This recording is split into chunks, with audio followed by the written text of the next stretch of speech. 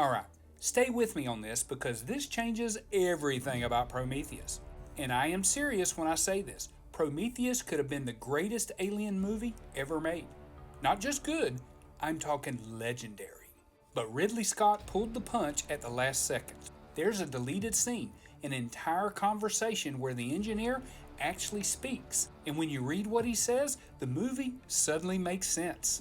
In that scene, the engineer explains that humanity wasn't random. Earth wasn't an accident. We were the only successful world they ever made.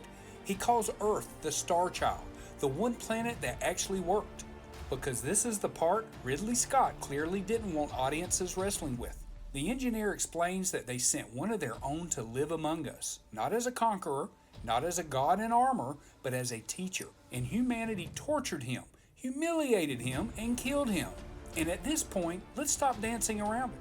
They're talking about Jesus Christ. A creator species sends one of their own to Earth. He teaches, he's rejected, he's executed violently, and after that, the engineers decide humanity is a failed experiment. That's not subtle, that's intentional. And suddenly, the engineer waking up in Prometheus isn't confusing anymore. He's not curious, he's angry. Because from his perspective, humanity already had their chance. So when Wayland shows up asking for eternal life, the engineer doesn't see a seeker. He sees another violent child demanding more from a creator they already betrayed. Now, the black goo, here's what it actually is. The black goo is a reset substance. That's it. That's its function. The movie shows us this in the very first scene. An engineer drinks the black goo willingly. His body breaks down completely, his DNA spreads out and creates new life on a planet. That tells you right away the black goo isn't evil. It's designed to end one form of life so another can begin. Now look at what happens when humans touch it. When humans interact with it, it doesn't create something new and stable. It corrupts, it mutates people, it creates violent, malformed life. Not because the goo is random, but because humans don't understand it, don't respect it, and don't use it willingly. And here's the part people miss. The engineers weren't experimenting with the black goo on that planet, they were bringing it to Earth.